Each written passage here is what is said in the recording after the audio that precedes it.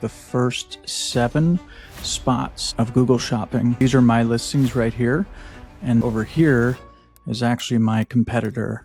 That's how I dominated Google Shopping and got a 514% increase. But here's what happened when my client tried it. At first, they crushed it, dominating the entire first page. But when the results started tanking, they were wasting 50% of their budget on junk keywords. In this video, I'm going to show you 2 things. First, the exact conversation where I fixed their campaign with a simple negative keyword strategy. And second, I'll reveal the 5-step system to duplicate your products across Google Shopping campaigns without getting penalized by Google. This is the same one that I've used to grab 7 out of 8 spots on the first page of Google. Currently, we have 1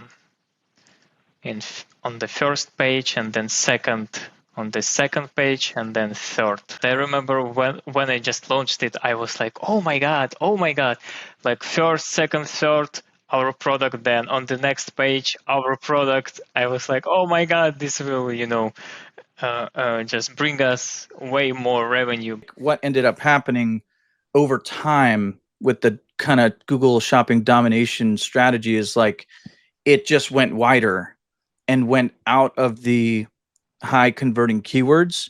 Here's exactly how we fixed it, because only $400, like less than 50% of the search terms were those high converting keywords in those campaigns. I want it to be more so 80, 90, 100%. Can we go to the search terms in those campaigns? For these campaigns, right? Yeah. Do you have a list of like the top converting keywords? So basically these 2. What I typically like to do here in these campaigns, this is the secret to this working really well, is I literally change it from this time period to all time. Great. So we have a little bit more data here. Now you're going to want to pay attention to this next part, because this is the secret sauce that nobody talks about. I literally download this. The key to this is like spending as much money as possible on the high converting keywords. Here's where it gets even more powerful. Instead of manually updating this every single week, we automate this process. Yeah, I typically take those high converting keywords. I use my automated script, pretty much take all of the things that does not contain those high converting keywords.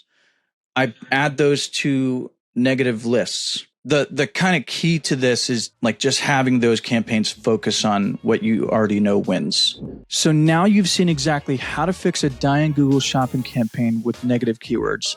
But what about getting those 7 out of 8 positions like I showed you at the beginning? Here's the 5-step duplication strategy. Step 1, research all of the high converting keywords with at least 2 conversions over all time within the account. Step 2, create product variants for your best sellers.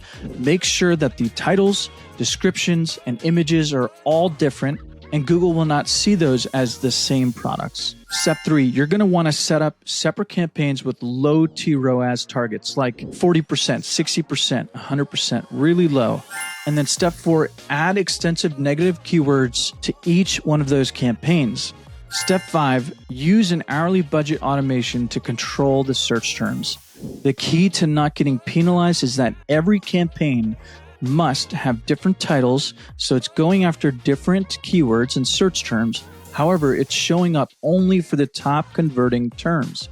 So Google will see this as them serving different search intents, not duplicate products. Here's my question. Are you currently wasting money on Google Shopping right now?